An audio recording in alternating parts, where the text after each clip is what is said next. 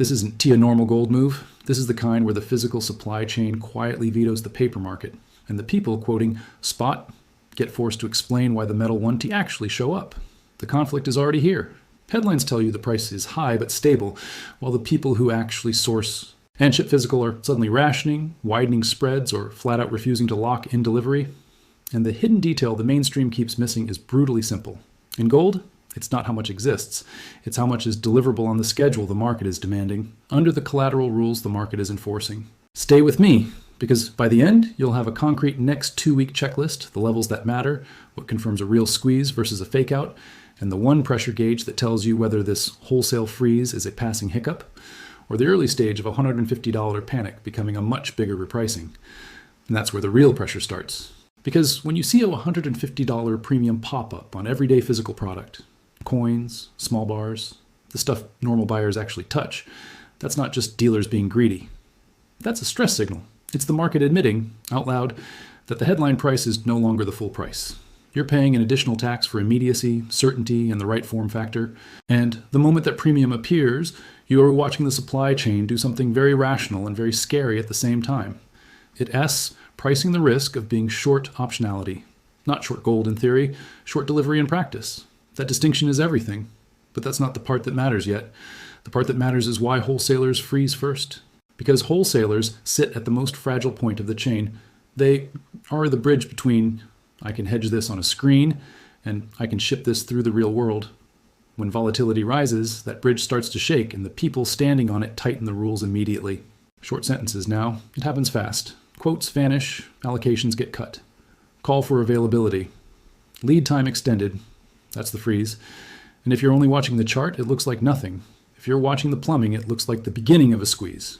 Now put the price context down on the table, because it changes the entire psychology. Gold is not waking up from a nap.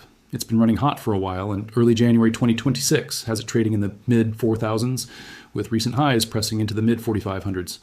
That matters because at these levels, everything gets more expensive. Inventory financing, insurance, hedging margin, even simple working capital. The same dealer who could sit on a couple $1 million of product at a lower price now has to justify a much larger balance sheet footprint to hold the same ounces. And the higher the nominal price, the more violently the collateral system reacts to daily moves. So even if the underlying trend is bullish, the path becomes jagged. Liquidity thins, spreads widen, and the weak hands get harvested. Because if this one level breaks, the math changes. Here, almost the first truth that separates people who understand this market from people who just repeat narratives. Spot is a headline number, physical is a calendar, a balance sheet, and a truck that has to show up. Spot is where a lot of opinions fight. Delivered metal is where constraints win. And constraints don't care how confident someone sounds on television. They care about form, location, timing, credit lines, and collateral rules. That's why you can see a calm chart and a panicked physical market at the same time. That divergence is not a conspiracy. It's market structure. And the next detail is what flips the whole setup. Most people misread inventory in gold. They see a big number and assume abundance. But in the real plumbing, inventory is not one thing. There's metal that exists, metal that's stored, metal that's pledged, metal that's earmarked, metal that's eligible but not offered, and metal that is actually deliverable on the terms of a specific contract in a specific window without triggering a cascade of balance sheet stress. If you're not separating those categories, you're reading the market with the wrong instrument, and that's where the hidden mechanism lives. Deliverability, the float, the metal that can move without someone else having to unwind a hedge, post more margin, or break an allocation promise. And once that deliverable float gets tight, premiums can explode even if the headline pile looks fine. That's how you get a retail premium shock while commentators laugh and say, there's plenty of gold. Plenty where? In what form? Under what rules? On what schedule? Those are not rhetorical questions. Those are the questions that decide whether the wholesale market keeps quoting tight spreads or freezes. Now let's talk about why suppliers would refuse to ship, because that sounds insane until you realize what they're protecting. A wholesaler is effectively running a book. They buy metal, sell metal, and hedge price risk, often with futures, forwards, or OTC swaps. In a quiet market, that's manageable. In a violent market, the hedge becomes the problem. Not because hedging is bad, but because the collateral demands of hedging rise exactly when volatility rises, exactly when liquidity thins, exactly when everyone is trying to de-risk. That one's the forced buying engine in so many sudden moves, and it's not emotion, it's math. Picture this. A wholesaler sells product today for delivery next week. They hedge by selling futures or entering a forward. If the price jumps, their short hedge bleeds mark to market, and they have to post more collateral immediately. Cash out the door. Now add the real world. They still have to pay for shipping, insurance, fabrication, and inventory carry. If their credit line is capped or their risk department tightens limits, they don't have the freedom to keep quoting tight. They have two choices: widen the spread massively to compensate for collateral risk, or stop quoting. And when enough players make that same rational decision at once, it looks like a freeze, but it's just de-risking under stress. And that's where the real pressure starts. Because the freeze doesn't happen at the top of the chain first. It happens at the narrow points, where balance sheets, margin rules, and delivery timelines intersect. Now let AS pull the camera back and look at the market structure signals that tend to leak the truth before the headlines catch up. One is the term structure, how futures prices compare to spot across different maturities. In a normal carry market, you often see futures trade above spot by an amount that roughly reflects financing and storage costs. That's contango. When the market starts paying up for immediate metal, you can see the structure flatten or flip. You can see stress appear in spreads, those quiet little differences between nearby and deferred contracts that most retail traders never look at. And spreads don't lie the way narratives do. If nearby demand intensifies, if people want metal now, if rolling positions becomes costly, the spread starts screaming. Sometimes it's subtle, sometimes it's a siren. Either way, it's a signal. And if the spread behavior gets aggressive into a delivery window, you're not watching sentiment, you're watching a timeline problem. Because in a futures market, time is a weapon. As delivery approaches, paper promises have to reconcile with physical realities or be rolled, offset, or cashed out. That reconciliation is where stress can turn into reflexivity. Now add the global layer, because this is where the story gets cleaner. If you want to detect physical stress without drowning in noise, stop staring only at one benchmark and watch regional premiums, especially in Asia. China's premium behavior in particular often acts like a pressure gauge because of how demand, policy, and local market structure interact. When China trades at a meaningful premium to international benchmarks, it's not just a number, it's a pull signal. It's telling you metal is valued more there than here. That creates an arbitrage incentive. Metal wants to migrate toward the higher priced region. But, and this is the point people miss, arbitrage is not instantaneous in gold. It's slowed by logistics, by refinery constraints, by bar specifications, by vaulting rules, by paperwork, and by the simple fact that gold is not a single fungible blob in every channel. The wrong form in the wrong place at the wrong time can feel like a shortage even when they're a smetal elsewhere. That is how you get the wholesale freeze. It is not that gold ceased to exist. It's that the path from where it is to where it needs to be has friction, and friction gets brutal when volatility spikes. But that's not the part that matters most. The part that matters is what wholesalers are protecting themselves from, getting trapped between a retail panic bid and a wholesale hedge that S demanding more cash every day. Now let's stack proof, because one argument is never enough in markets like this. Proof point one is the premium itself. A $150 premium is not a rounding error. On a 1 ounce product, that can be a few percentage points on top of an already elevated price. That kind of premium says demand for immediate retail-friendly metal is colliding with limited short-term supply in that exact category. Proof point two is lead times and rationing behavior. When dealers move from in stock to allocated, when wholesalers require larger minimum orders, when they change terms mid-quote, when they stop honoring tight spreads. Those are on-the-ground symptoms, and they show up before any official report. Proof point three is the spread and curve behavior, when nearby tightens relative to deferred, when rolling costs change, when the convenience of immediate access is suddenly priced. Proof point four is cross-market comparison, when premiums diverge across regions, especially when one region's premium stays elevated longer than expected, suggesting the pull is persistent, not a one-day fluke. Proof point five is institutional behavior, the way big pools of capital talk and act around levels. When major institutions publish aggressive forecasts, numbers like $4,800 or $5,000, most people hear a prediction, desks hear a positioning risk. Because bullish narratives attract trend followers, and trend followers create one-way flows, and one-way flows tighten liquidity. Then hedgers pay more to hedge, dealers widen more to protect themselves, and the whole chain becomes more brittle.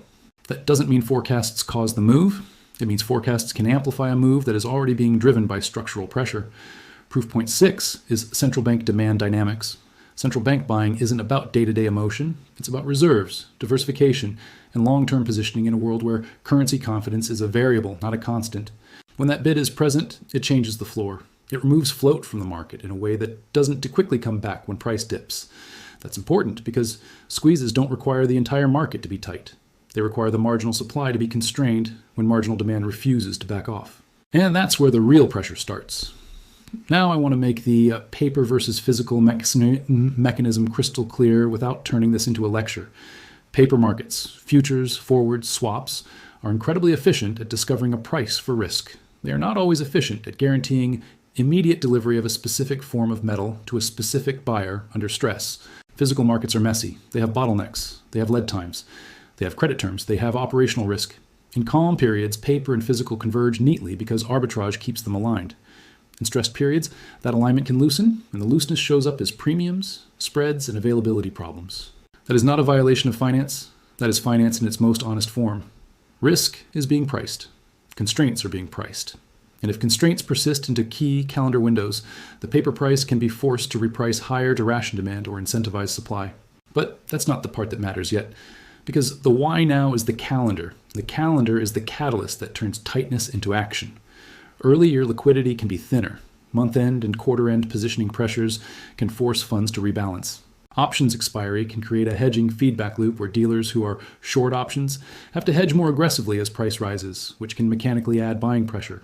Delivery windows matter because they create deadlines. Either positions roll, get offset, or face delivery mechanics. And when deadlines arrive in a market with elevated volatility and a fragile supply chain, behavior changes fast. This week and this month, the market is not only digesting a high nominal price, it's digesting the collateral cost of that price. That is a silent tax. And silent taxes create freezes before they create headlines. So what does this force participants to do? It forces wholesalers to protect capital by widening premiums or reducing commitments. It forces dealers to hold less inventory because inventory is expensive to finance when volatility is high. It forces hedgers to post more margin, which can create forced selling elsewhere to raise cash, sometimes even selling gold temporarily to meet collateral needs, which creates violent whipsaws even in bullish regimes. And it forces buyers to either accept higher premiums or wait, except in a panic. People don't like waiting. That's how you get a premium spiral. But that's not the part that matters most. The part that matters is the two paths from here, and how to tell which one you're in before the crowd realizes it. First, I'm going to give you a simple two-scenario lens, because this keeps you sane when price starts trying to manipulate your emotions. Scenario 1 is the controlled pullback and retest. In this path, gold pulls back toward a prior breakout zone, think low to mid 4,400s, maybe even a flush toward the low 4,300s, then stabilizes. Premiums cool slightly but don't collapse. Availability improves a bit, but lead times remain longer than normal. Spreads calm, the curve normalizes. That would be the market taking a breath without breaking the structural story.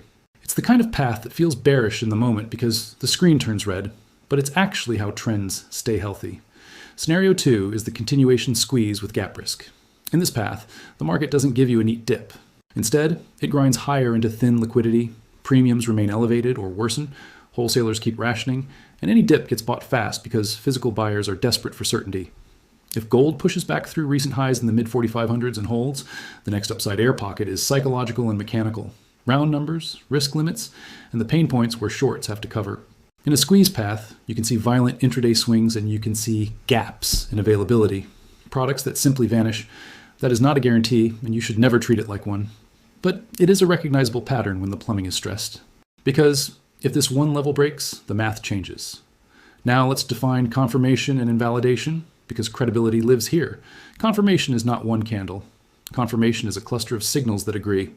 If premiums stay stubbornly high, especially on common products, that's a confirmation of physical stress. If lead times extend rather than normalize, that's another. If spreads show persistent tightness in the nearby structure, that's another. If regional premiums, particularly in key consuming regions, remain elevated, that's another. If institutional flows into physically backed products accelerate or remain firm, that's another. And if during pullbacks the market refuses to collapse and quickly reclaims key zones, that's another. Invalidation is equally important. If premiums collapse back to normal quickly, availability returns, spreads normalize, and price breaks below the prior breakout zone and fails to reclaim it, the squeeze narrative weakens. Not forever, not as a grand thesis about gold, but as a near-term freeze thesis. Because markets can be bullish over years and still unwind stress over weeks, the goal is not to be dramatic. The goal is to be right about the mechanism on the time frame you're operating in. And that's where the real pressure starts, because volatility is the tool the market uses to transfer money from impatient hands to disciplined hands. Let's talk about the viewer psychology shield, because this is where most people lose even when their long-term thesis is correct. In a regime like this, you will be emotionally manipulated by three things: headlines, whipsaws, and social proof. The headline will be designed to sound final. Gold collapses, gold surges, buyers vanish, panic erupts. The whipsaw will be designed to punish your timing, sharp drops that feel like the end, sharp rallies that feel like you missed it. And social proof will be designed to make you doubt yourself, people yelling certainty on both sides, making it sound like only an idiot would disagree. Your defense is structure. Your defense is knowing what is signal and what is noise. Signal is a sustained break and hold of key levels with confirmation from premiums and spreads. Noise is an intraday spike that reverses. Signal is persistent tightness in the deliverable channels. Noise is a one-day dealer promo or a temporary website outage. Signal is a curve that behaves like the market is paying for immediacy. Noise is a single print that gets arbitraged away. And here's the most important psychological truth. Even if you're right, price can whip around violently. It can drop hard and still be in an uptrend. It can rip higher and still be vulnerable to a flush. That's not a contradiction. That's how markets clear positioning. The way you avoid panic decisions is by choosing a time horizon first, then choosing risk size that fits that horizon, then defining what would actually change your mind. Not what would scare you. What would change your mind? Short sentences again. Write it down. Respect it. Because if you don't, the market will write it for you. But that's not the part that matters most. The part that matters is what to watch next. Right now, this week, this month, so you're not trapped reacting to noise. Watch the premium behavior like a heartbeat monitor. If that $150 premium persists or spreads across more products, the stress is not done. Watch availability language. When the market goes from ships today to ships in 2 weeks, you're watching supply chain friction monetize itself. Watch spreads and the feel of liquidity. If the market starts jumping between quotes, if bids feel thin, if pullbacks get bought aggressively, that's not normal calm trading. That's pressure. Watch the way price behaves around recent structure. If gold holds above the low to mid $4,400 on pullbacks, that's constructive. If it loses that zone, slices down toward the low $4,300 and cannot reclaim, that's a warning that the market is delevering and the freeze story may cool. On the upside, if gold reclaims and holds above the mid 4500s area, you're stepping into a zone where reflexivity can kick in. Trend funds, systematic strategies, and hedging flows can all start leaning the same way. And when flows lean the same way, the move stops being about opinion and starts being about who has to do what. That's where the real pressure starts.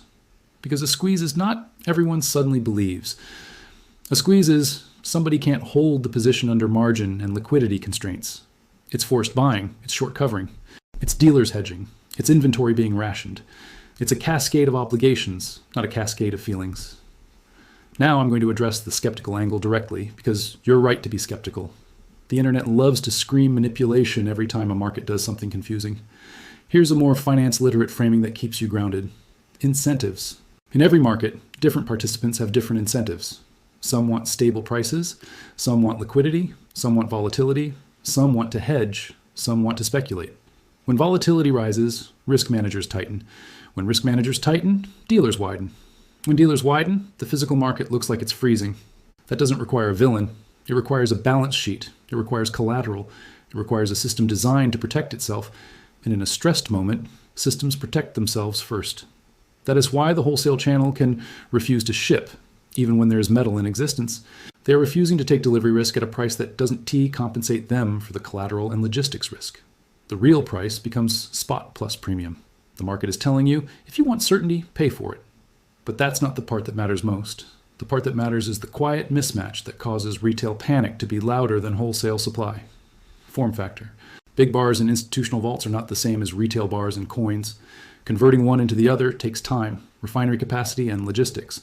During calm times, that conversion pipeline is smooth enough that few people notice it. During stress times, it becomes the bottleneck that makes plenty of gold exists, compatible with I can get the product I want without paying $150 extra. That's not magic. That's manufacturing capacity and scheduling. Add shipping and insurance constraints. Add holiday and calendar effects. Add the way dealers manage inventory to avoid being trapped.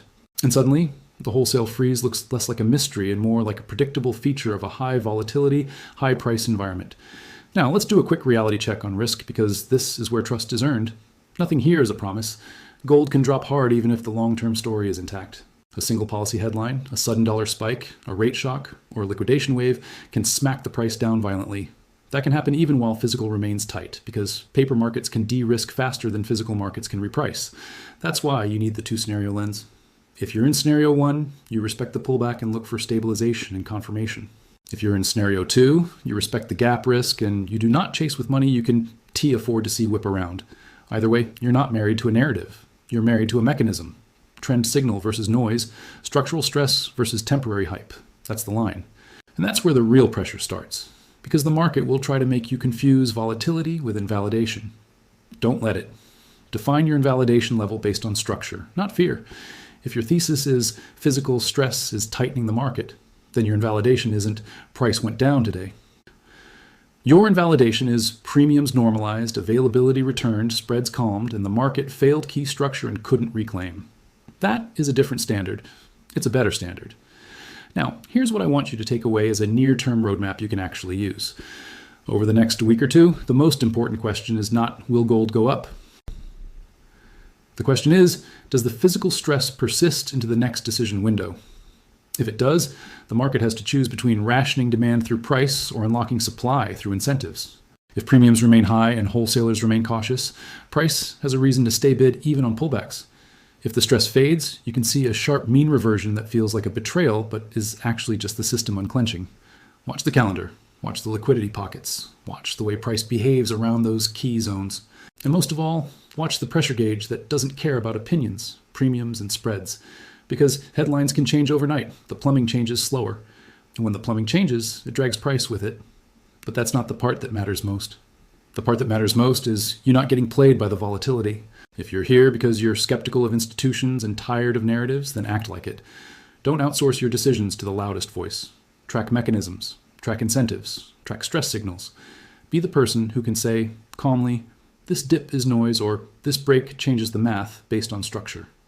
That's the difference between being early and being exit liquidity. And that is the quiet community I building here. People who done T need certainty. They need clarity. If you want to be part of that, stay close to the checklist. Keep your emotions out of the intraday drama. And share this with the one person you know who keeps getting chopped up by headlines. Because the next detail is what flips the whole setup. In markets like this, the winners are not the ones who predict perfectly. They're the ones who manage risk while the market is trying to hypnotize them. Two scenarios: clear confirmation, clear invalidation, premiums and spreads as your truth serum. And a simple rule: if the supply chain keeps vetoing the paper market, the repricing isn't done yet.